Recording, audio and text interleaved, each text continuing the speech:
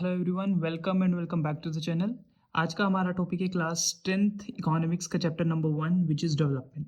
Development का मतलब क्या होता है? इम्प्रूव्ड लाइफ, यानी जब आपकी लाइफ इम्प्रूव करती है, अपग्रेड करती है, आपकी लाइफ में चीज़ें अच्छी होने लगती हैं, उसे हम बोलते हैं डेवलपमेंट। अलग अलग लोगों के लिए डेवलपमेंट का मतलब अलग अलग होता है। कैसे? एक फार्मर के लिए डेवलपमेंट का मतलब होगा बेटर लैंड और अच्छी क्रॉप। एक स्टूडेंट के लिए डेवलपमेंट का मतलब क्या होगा? अच्छी एजुकेशन, फिर उसके बाद अच्छा करियर। एक बिजनेसमैन के लिए डेवलपमेंट क्या होगा? ज्यादा प्रॉफिट।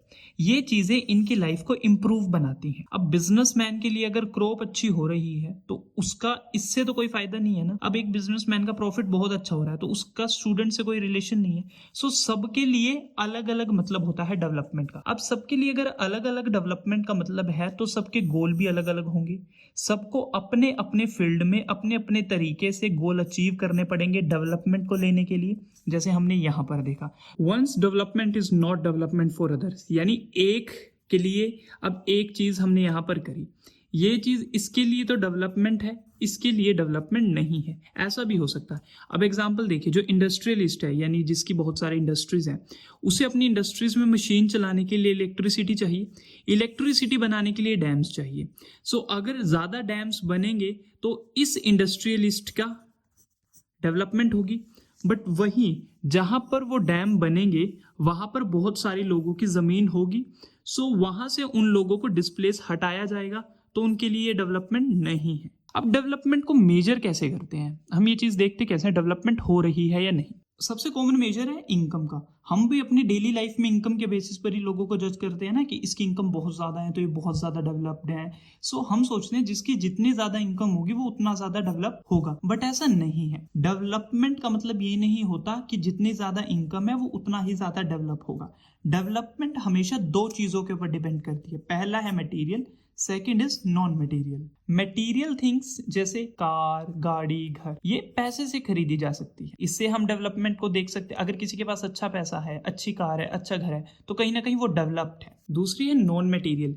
ये ऐसी चीजें होती हैं जो हम पैसे से नहीं खरीद सकते, बट ये भी डेवलपमेंट के लिए बहुत ज्यादा जरूरी होती हैं, जैसे happiness, health, freedom, respect and equality. अब देखिए, आपके पास पैसा बहुत ज्यादा है बट आपकी हेल्थ बहुत अच्छी नहीं है, आप बीमार रहते हो, आप खुश नहीं हो, आपको आजादी नहीं दी जाती, क्या आप डेवलप्ड हो? नहीं, आप डेवलप नहीं हो। डेवलपमेंट के लिए हमेशा मिक्स गोल चाहिए, यानी मटेरियल चीजें भी आपके पास होनी चाहिए, नॉन मटेरियल चीजें भी आपके पास होनी चाहिए। अब क्या आता है? National development. नेशनल डेवलपमेंट क्या होता है? अब नेशन क्या है? पूरा देश। तो पूरे देश की डेवलपमेंट, देश के अंदर जितने लोग रहते हैं उन सबकी डेवलपमेंट, उसे हम क्या बोलते हैं? National development. यानी जितने भी एक सिटीजन देश के अंदर रहते हैं उन सबकी लाइफ इंप्रूव होना। अब नेशनल डेवलपमेंट हम किन बेसिस पर मेजर करते हैं? सबसे पहला क्या है? नेशनल इनकम, यानी पूरे देश की टोटल इनकम कितनी है, क्योंकि जितनी ज्यादा इनकम होगी उतना ज्यादा हम एज्यूम कर सकते हैं वो डेवलप्ड है। ग्रोस डोमेस्टिक प्रोडक्ट, यानी एक देश के अंदर कितना सामान बनता है। लिटरेसी रेट, यानी उसमें पढ़े लिखे लोग कितने हैं। हेल्थ सिस्टम, वहां के लोगों की हेल्थ कितनी अच्छी है। इन्फेंट मोर्टेलिटी रेट, यानी वहां पर एक साल के बच्चे कितने मरते हैं। जितना ज्यादा ये रेट होगा उतनी अनडेवलप्ड कंट्री होगी, और जितना कम ये रेट होगा उतनी अच्छी कंट्री होगी। क्यों? एक साल से कम बच्चों की बहुत कम मौत होती है। अब डिफरेंट कंट्रीज को कंपेयर कैसे करते हैं डेवलपमेंट के बेसिस पर? कुछ तरीके हैं जिनके बेसिस पर हम करते हैं। सबसे पहला क्या है? Per capita income. पर कैपिटा इनकम का मतलब क्या होता है? एक देश के एक पर्सन की एवरेज इनकम कितनी है। इसका फॉर्मूला क्या है? Total income. पूरे देश की इनकम को प्लस कर कर उसे पूरी देश की पॉपुलेशन के साथ डिवाइड कर दो। एग्जाम्पल मान लो, पूरे देश की टोटल इनकम है 100 करोड़ और उसके अंदर सिर्फ 50 लोग रहते हैं। सो उसको डिवाइड कर कर हमारे पास क्या आएगा? 2 करोड़ अ ईयर, यानी एक साल के अंदर वहां पर एवरेज, एक साल के अंदर एक बंदा एवरेज 2 करोड़ रुपए कमाता है। अभी थोड़ी कम भी हो सकती है किसी के लिए, थोड़ी ज्यादा, बट एवरेज निकालते हैं भी सबके हिस्से में लगभग कितनी इनकम आती है। ऐसा है जैसे लग्जमबर्ग एक कंट्री है जिसकी 1.5 करोड़ है per capita income. Next major है infant mortality rate. Infant mortality rate का मतलब क्या होता है? भी किसी भी कंट्री के अंदर एक साल के अंदर अगर 1000 बच्चों ने जन्म लिया तो 1000 में से कितने बच्चे एक साल के होने से पहले मर चुके हैं, उसे बोलते हैं इन्फेंट मोर्टेलिटी रेट। ठीक है, मतलब 1000 बच्चों में से कितने बच्चे मर चुके हैं एक साल के होने से पहले। इसका फॉर्मूला क्या है, total number of death a year, यानी कितने बच्चे, टोटल बच्चे कितने मरे हैं और कितने बच्चों ने जन्म लिया है एक साल में, उनको मल्टीप्लाई कर दो 100 से। मान लो अगर डेथ हुई है 50 बच्चों की और टोटल उन्हें जन्म लिया था 200 बच्चे, तो इसको मल्टीप्लाई कर दो 1000 के साथ, जो आपका नंबर आएगा वो आएगा आपका इन्फेंट मोर्टेलिटी रेट।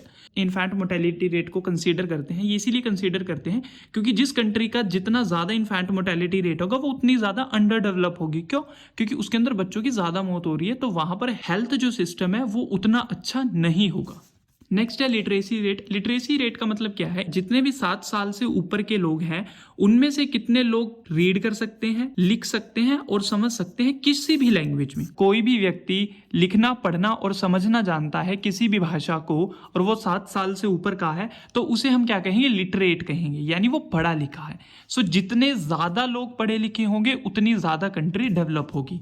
नेक्स्ट है नेट अटेंडेंस रेशियो। नेट कि जितने भी 14-15 साल के बच्चे हैं, जितने भी टोटल स्टूडेंट्स हैं, उनमें से कितने बच्चे स्कूल में जा रहे हैं। इसका फॉर्मूला क्या है, इसका फॉर्मूला क्या है कि कितने बच्चे स्कूल अटेंड कर रहे हैं 14-15 साल के और कितने टोटल बच्चे हैं 14-15 साल के, उन्हें हम मल्टीप्लाई कर देंगे 1000 से, तो इससे हमारा नेट अटेंडेंस रेशियो निकल जाएगा। एग्जांपल, टोटल 50 बच्चे स्कूल को अटेंड कर रहे हैं और टोटल पॉपुलेशन है 70, तो उसको हम क्या करेंगे, मल्टीप्लाई कर देंगे 100 से। सो हमारा इस तरीके से कुछ कैलकुलेशन आएगी और परसेंटेज आएगी हमारी 71.4%। सो इस एरिया की नेट अटेंडेंस रेशियो क्या है, 71.4%। अब यहाँ पर हमने बहुत सारे अलग अलग मेजर्स देखे हैं डेवलपमेंट को मापने के। अब मैंने आपको पहले ही बताया था कि खाली इनकम जो है वो एक अकेला मेजर नहीं। अगर खाली इनकम के बेसिस पर हम ये चीज देखते कि कौन डेवलप्ड कंट्री है कौन नहीं, तो कुछ सीन दूसरा होता। अब वो कैसे, हरियाणा की जो पर कैपिटा इनकम है वो 3 लाख के अराउंड है और केरला की जो पर कैपिटा इनकम है वो 2,80,000 के अराउंड है,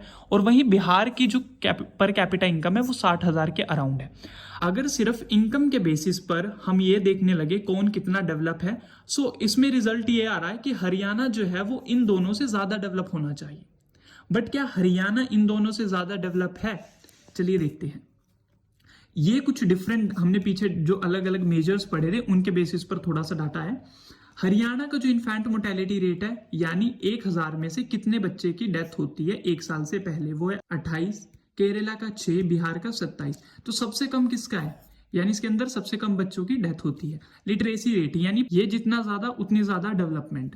अब हरियाणा का 82 है, केरला का 94 है, बिहार का 62 है, तो जिसका सबसे ज्यादा वो सबसे ज्यादा डेवलप्ड। ऐसे ही नेट अटेंडेंस रेशियो है, जिसका सबसे ज्यादा वो सबसे ज्यादा डेवलप। अगला मेजर है पब्लिक फैसिलिटी।